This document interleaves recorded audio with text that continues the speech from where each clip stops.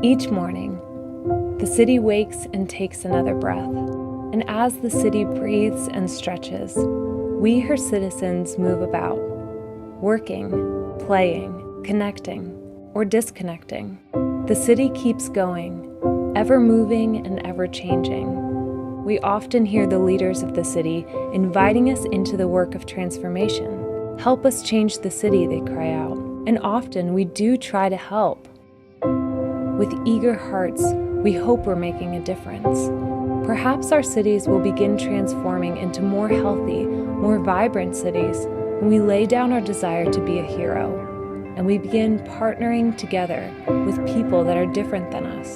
Perhaps we will see this city change when the lines are blurred between the haves and the have-nots, when our relationships become more valuable than the change we so desperately hope for. I'm Laditra Roundtree.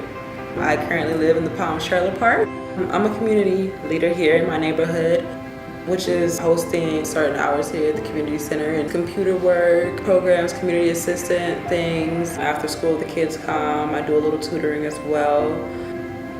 I really didn't want to move here. Finances would not permit me otherwise. We really kept to ourselves. I overheard the community center is having a community meeting. I really enjoyed it, and it was really different than what I originally depicted here.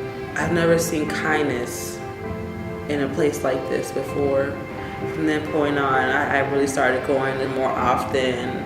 I'm taking care, running errands, computer work. From then on out, I guess it was history with me.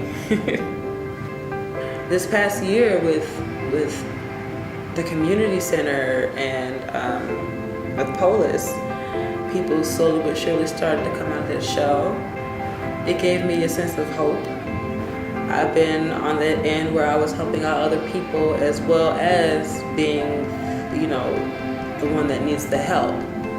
I now understand that doing things with people instead of for people is it's kind of like teaching a man to fish instead of just giving him the fish.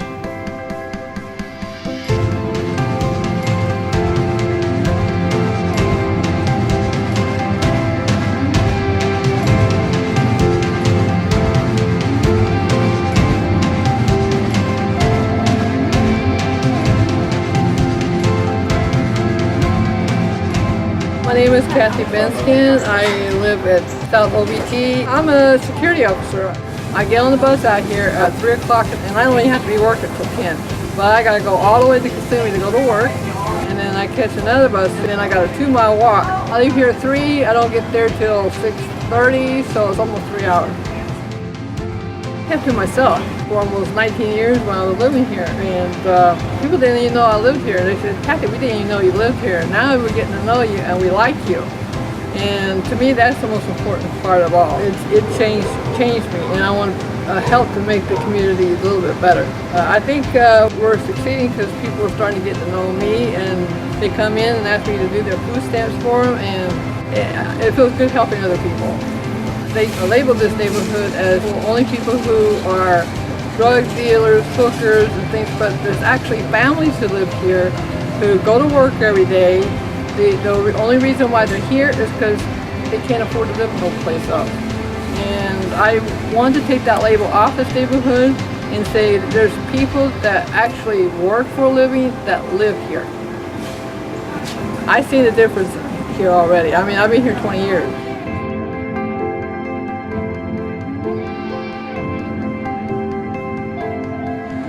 My name is Demetrius Somerville, and this is my wife Amy, and Jaden, Hope, and Journey.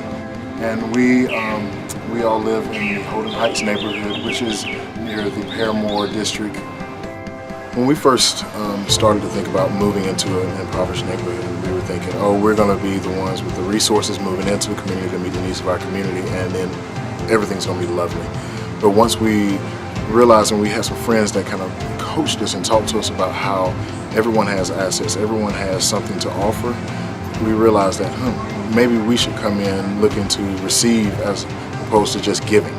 Sometimes it's easy to give things or to give money or to have a program, The thing that is more challenging is to give up yourself relationally.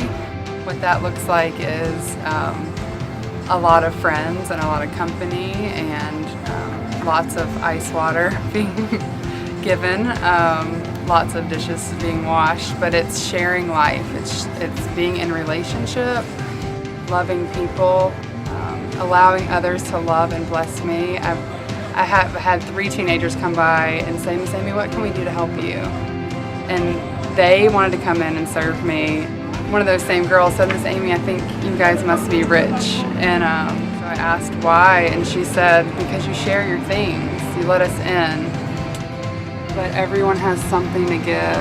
And so I think for me, it was more of a decision to live among people that most of society would rather avoid. It's what we're about, and it's what we want our neighbors to be about, and we think that that's how communities change.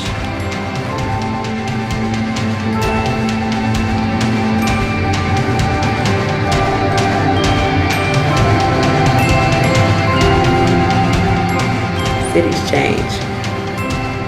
Cities change. I want to be a part of how. I want to be a part of how. We want to be a part of how. Cities change. The city teaches us that we have a place and is always asking us, how will you be part of the change?